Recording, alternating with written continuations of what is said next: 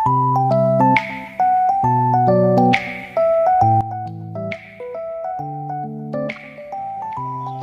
కాలం క్రితం ఒక చిన్న పల్లెటూరులో రామశాస్త్రి అనే ఒక పండితుడు ఉండేవాడు. అతని పేరు మీదుగానే ఆ పల్లెటూరికి రామాపురం అనే పేరు వచ్చింది. ఆ పండితుడు పాండిత్యం, జ్యోతిష్యం చెప్పడంలో చాలా గొప్పవాడు. అతని దగ్గరికి చుట్టుపక్కల ఉన్న పల్లెటూర్ల నుంచి చాలామంది ప్రజలు జ్యోతిష్యం చెప్పించుకోవడానికి వచ్చేవారు. పెళ్ళిళ్ళు, గృహప్రవేశాలు, ఏదైనా కార్యక్రమం మొదలుపెట్టడానికి, ముహూర్తం గురించి తెలుసుకోవడానికి అతని దగ్గరికే వచ్చేవారు. సుబ్బయ్య, నీ చెల్లెలి వివాహం చైత్రమాసం చివరలో ఉగాది పండగ అయిపోయిన తర్వాత సోమవారం రోజు, దశమి రోజు మంచి ముహూర్తం ఉంది. ఆ రోజు నీ చెల్లెలి వివాహం జరిపించు. భార్యాభర్తలిద్దరూ కలకాలం సంతోషంగా ఉంటారు. సేటుగారు, అలా నిశ్శబ్దంగా కూర్చున్నారంటే ఏ పని మీద వచ్చారో చెప్పండి. గురువుగారు, పోయిన సంవత్సరం మీరు పెట్టిన ముహూర్తంలోనే రంగాపురంలో బంగారం కొట్టు పెట్టాను. వ్యాపారం 3 పువ్వులు 6 కాయలుగా చాలా బాగా నడుస్తుంది. అయితే పక్కన కూడా మరొక గ్రామం ఉంది. ఆ గ్రామంలో కూడా మరొక కొట్టు తెరవాలనుకుంటున్నాను. దానికోసం ఒక మంచి ముహూర్తాన్ని మీరు నిర్ణయించి చెప్పగలరు అని ఆ సేటు తను వచ్చిన పని గురించి రామశాస్త్రికి తెలియజేస్తాడు. వచ్చే శుక్రవారం పంచమి రోజు చాలా మంచి రోజు. ఆ రోజు ఉదయం 8 గంటలకు లక్ష్మీ వ్రతాన్ని మొదలుపెట్టి ఆ తరువాత ధూపదీప నైవేద్యాలతో పూజ ముగించుకున్న తరువాత నీ బంగారం కొట్టుని ప్రారంభించు. చాలా బాగా నడుస్తుంది. అయితే ఆ రామశాస్త్రి ఉంటున్న చిన్న ఇంటి ముందు ఒక వేప చెట్టు ఉంది. ఆ వేప చెట్టు మీద 2 పక్షి పిల్లలు ఉంటున్నాయి. అయితే ఒకరోజు పెద్ద ఉరుములతో మెరుపులతో కూడిన గాలివాన వస్తుంది. ఆ గాలివానకి ఆ పక్షి పిల్లల్లో నుండి ఒక పక్షి పిల్ల కింద పడిపోతుంది. కింద పడిపోయి రాత్రి అంతా అరుస్తూనే ఉంటుంది. ఆ వర్షం చప్పుడు వల్ల లోపల ఉన్న రామశాస్త్రికి ఏమీ వినిపించదు. ఆ గాలివానకి ఆ పక్షి పిల్ల ఆ నీటిలో తడుస్తూ బిక్కు బిక్కుమంటూ అరుస్తూ ఉంటుంది.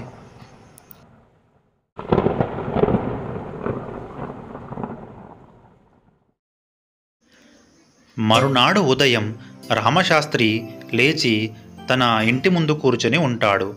ఆ సమయంలో ఆ పక్షి పిల్ల అరుస్తూ ఉంటుంది.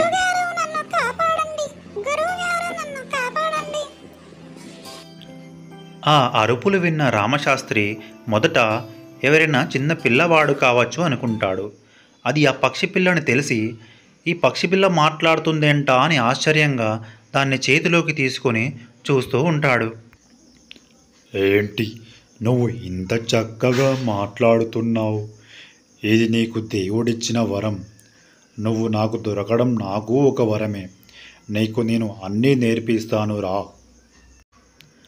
అలా రామశాస్త్రి ఆ పక్షి పిల్లని పెంచుకుంటాడు. రామశాస్త్రి ఆ పక్షికి అన్ని రకాల మాటలు నేర్పిస్తాడు, మంత్రాలు నేర్పిస్తాడు. ఆ పక్షి పిల్ల పెద్దదై రామశాస్త్రి చుట్టూ తిరుగుతూ రోజు ఆడుకుంటూ ఉండేది. ఎవ్వరూ లేని రామశాస్త్రికి ఆ పక్షి పిల్లంటే ఎంతో ప్రేమ పెరిగిపోతుంది. మన ఇంటికి ఎవరైనా వస్తే వాళ్ళకి నమస్కారం చెప్పాలి. ఒక్కసారి చెప్పు. నమస్కారమండి. నమస్కారం. అలా రామశాస్త్రి ఆ పక్షికి అన్ని రకాల మాటలు నేర్పిస్తాడు. నేను నదికి వెళ్ళి స్నానం చేసి వస్తాను. నీకు నేను కొన్ని బియ్యం గింజలు వేస్తాను. నేను వచ్చేలోగా అవి తినుకుంటూ ఇక్కడే ఉండు అని రామశాస్త్రి ఆ పక్షికి చెప్పి స్నానానికి వెళ్ళిపోతాడు. ఆ సమయంలో ఒక నాగుపాము వచ్చి ఆ పక్షిని కాటేస్తుంది.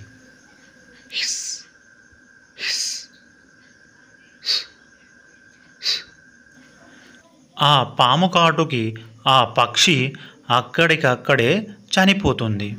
ఎవరికంటా పడకుండా ఆ నాగుపాము అక్కడ నుండి వెళ్ళిపోతుంది. నదికి స్నానానికి వెళ్ళిన రామశాస్త్రి తిరిగి వస్తాడు. తను పెంచుకున్న పక్షి అలా చనిపోయి పడి ఉండడం చూసి చాలా బాధపడతాడు. అయ్యో, ఎంతో ప్రేమగా పెంచుకున్నానే నిన్ను. ఇలా జరిగిందేంటి? నువ్వు ఎలా చనిపోయావు? నువ్వు లేకుండా నేనిప్పుడు ఉండలేను. అలా రామశాస్త్రి చనిపోయిన ఆ పక్షిని చేతుల్లో పట్టుకొని బోరున ఏడుస్తూ ఉంటాడు.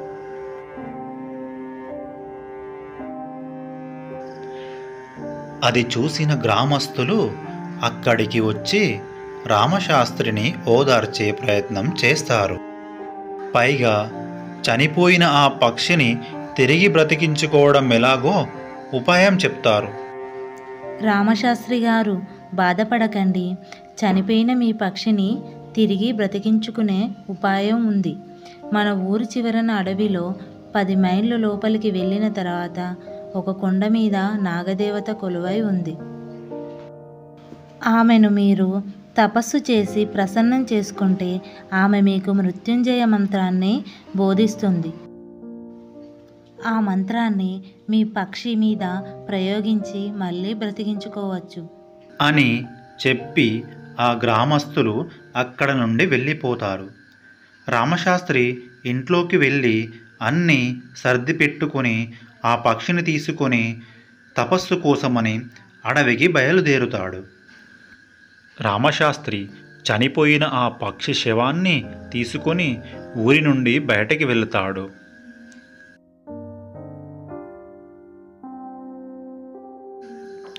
రామశాస్త్రి అడవిలోకి ప్రవేశించి కొండలను, చెట్లని, సెలయేళ్ళని వేటిని కూడా లెక్క చేయకుండా ఎలాగైనా తన పక్షిని బ్రతికించుకోవాలని నాగదేవతను ప్రసన్నం చేసుకొని మృత్యుంజయ మంత్రాన్ని సాధించి తన పక్షిని బ్రతికించుకోవాలని అడవిలో ఎలాంటి భయం లేకుండా వెళుతూనే ఉంటాడు.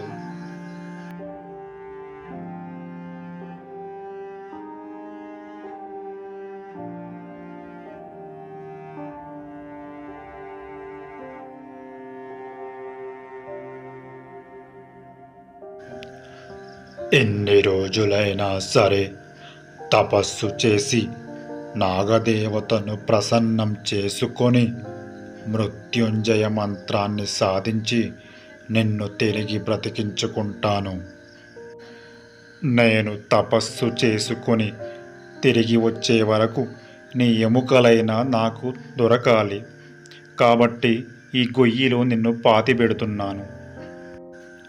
అలా రామశాస్త్రి తన పక్షిని గొయ్యిలో పాతిపెట్టి వెళ్ళి తపస్సు చేస్తూ ఉంటాడు.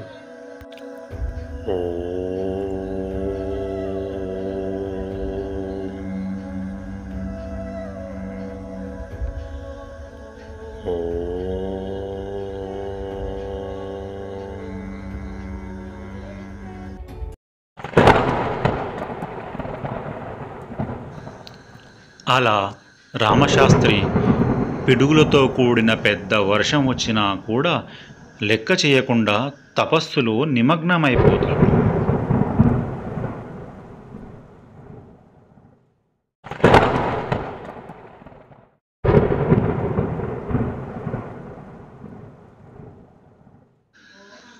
వర్షాలు వచ్చినా, ఎండలు కొట్టినా, చలి పెట్టినా కూడా వాతావరణ పరిస్థితులను ఏమాత్రం లెక్క చెయ్యకుండా రామశాస్త్రి తపస్సును చేస్తూనే ఉంటాడు.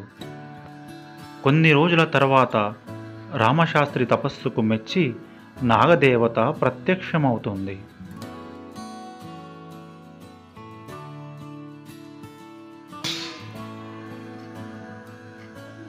భక్త రామశాస్త్రి, నీ తపస్సుకు మెచ్చాను. ఏం వరం కావాలో కోరుకో అని నాగదేవత ప్రత్యక్షమై రామశాస్త్రిని అడుగుతుంది. అమ్మ నాగదేవత, నా తపస్సుకు మెచ్చి నువ్వు ప్రత్యక్షమైనందుకు నాకు చాలా సంతోషంగా ఉంది. నేను ఎంతో ప్రేమగా పెంచుకున్న ఒక పక్షి చనిపోయింది. దాన్ని తిరిగి బ్రతికించడానికే నీకోసమని తపస్సు చేశాను. నాకు మృత్యుంజయ మంత్రాన్ని బోధించండి అని రామశాస్త్రి కోరుకోగా నాగదేవత తనకి మృత్యుంజయ మంత్రాన్ని బోధిస్తుంది. ఆ మంత్రాన్ని బోధించిన తర్వాత నాగదేవత రామశాస్త్రితో ఇలా చెబుతుంది. ఈ మంత్రాన్ని చనిపోయిన జీవి చిన్న శరీర భాగం మీద ప్రయోగించిన కూడా ఆ జీవి ప్రాణం పోసుకుంటుంది. మృత్యుంజయ మంత్రాన్ని నాగదేవత రామశాస్త్రికి బోధించిన తర్వాత అక్కడ నుండి మాయమైపోతుంది. అలా మృత్యుంజయ మంత్రాన్ని నేర్చుకొని రామశాస్త్రి తన పక్షిని బ్రతికించడం కోసమని బయలుదేరుతాడు. అయితే సరిగ్గా ఒకరోజు ముందు ఒక వాగు దగ్గరికి నీటి కోసం వెళ్ళిన ఖడ్గమృగం మీద ఒక పెద్ద పులి దాడి చేయడానికి మీదకి వస్తుంది. అయితే ఆ బలమైన ఖడ్గమృగం తన కొమ్ముతో పులి పొట్టలో పొడుస్తుంది. ఆ దెబ్బకి పులి అక్కడ నుండి రక్తం కారుతూ ఉంటే పరిగెత్తుకుంటూ వెళ్ళి ఒక దగ్గర కొమ్మసిల్లి పడిపోతుంది. బాగా రక్తస్రావం జరగడం వల్ల ఆ పెద్ద పులి అక్కడికక్కడే చనిపోతుంది.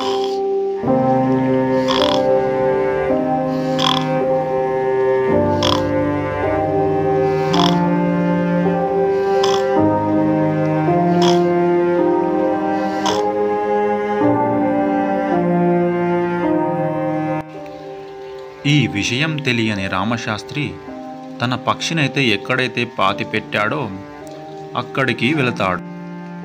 అయితే అంతకు ముందు రోజు పులి కూడా అదే దారిలో పారిపోతుంది. రామశాస్త్రి ఆ గొయ్యిని తవ్వి తన పక్షి ఎముకలని బయటికి తీస్తాడు. ఆ పక్షి కళేబరాన్ని చూస్తూ మృత్యుంజయ మంత్రాన్ని చదవడం మొదలు పెడతాడు. మృత్యుంజయ మంత్రాన్ని పూర్తిగా చదివిన తర్వాత ఆ పక్షి కళేబరంలో జీవం పోసుకుంటుంది. అది మళ్ళీ పక్షిగా మారి రామశాస్త్రి చేతి మీద కూర్చుంటుంది. గురువుగారు, నేను మిమ్మల్ని మళ్ళీ చూస్తాననుకోలేదు. చాలా సంతోషంగా ఉంది గురువుగారు మిమ్మల్ని చూసిన తర్వాత. ఎంతో రహస్యమైన శక్తివంతమైన మృత్యుంజయ మంత్రాన్ని నీకు బోధిస్తాను, నేర్చుకో అని రామశాస్త్రి నాగదేవత దగ్గర నేర్చుకున్న మృత్యుంజయ మంత్రాన్ని తన పక్షికి కూడా నేర్పిస్తాడు. అయితే పులి చనిపోయి ఉన్న దారిలోనే రామశాస్త్రి కూడా వెళతాడు. ఆ పులిని చూసి దాన్ని బ్రతికించాలనుకుంటాడు.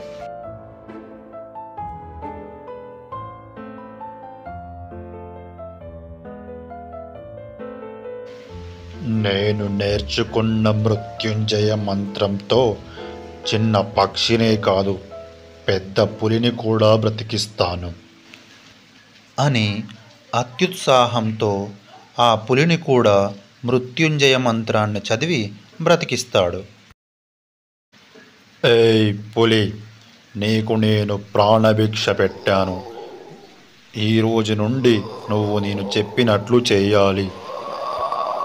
అప్పుడే లేచిన పెద్ద పులి ఆకలితో ఉండడంలో రామశాస్త్రి మీద దాడికి దిగుతుంది. రామశాస్త్రి పక్షి ఇద్దరు కూడా అక్కడ నుండి భయంతో పరుగులు తీస్తారు. ఆకలితో ఉన్న పెద్ద పులి రామశాస్త్రిని వెంబడిస్తూనే ఉంటుంది. అలా రామశాస్త్రి పరిగెడుతూ ఒక చోటకు వెళ్ళి సొమ్మసిల్లి పడిపోతాడు. ఆకలితో ఉన్న ఆ పెద్ద పులి కింద పడ్డ రామశాస్త్రిని కడుపు నిండా తింటుంది. రామశాస్త్రి బ్రతికించుకున్న ఆ పక్షి భయంతో ఎటో వెళ్ళిపోతుంది. ఆ పెద్ద పులి రామశాస్త్రిని కడుపు నిండా తిన్న తర్వాత ఒక చెయ్యి మాత్రం వదిలేసిపోతుంది. అలా ఆ పెద్ద పులి కడుపు నిండా తిని ఓ గుహలోకి వెళ్ళి హాయిగా పడుకుంటుంది. అలా అత్యుత్సాహంతో చేసిన తెలివి తక్కువ పని వల్ల రామశాస్త్రి ప్రాణాలు కోల్పోతాడు.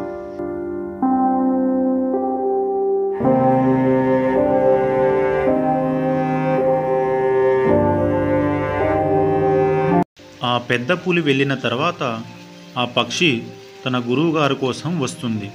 తన గురువుగారు అక్కడ లేకపోవడంతో చాలా ఏడుస్తూ ఉంటుంది. ఒక చెయ్యి మాత్రమే మిగిలి ఉండడం చూసి ఎంతో బాధతో, గురువుగారు, నేను ఒక చిన్న పక్షిని, నేను మిమ్మల్ని కాపాడుకోలేకపోయాను, నన్ను దయచేసి క్షమించండి గురువుగారు అని బాధపడుతూ ఆ పక్షి మళ్ళీ పెద్ద పులి వస్తుందేమో అన్న భయంతో ఎటు వెళ్ళాలో అర్థం కాక వెళ్ళిపోతుంది.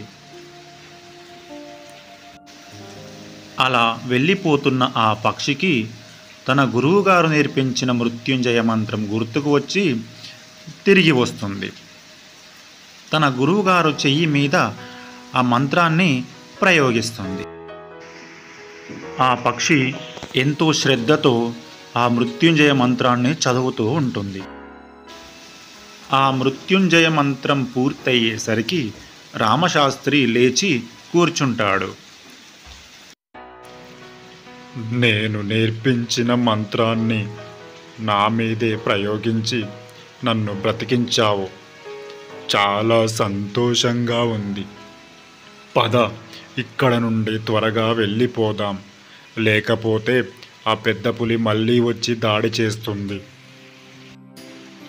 అని రామశాస్త్రి ఆ పక్షి ఇద్దరూ కలిసి తమ ఊరి వైపు పరిగెడతారు. అలా రామశాస్త్రి చేసిన తెలివి తక్కువ పని వల్ల ఒకసారి చనిపోయినా కూడా అతను చేసిన తెలివైన పని వల్ల తిరిగి బ్రతుకుతాడు.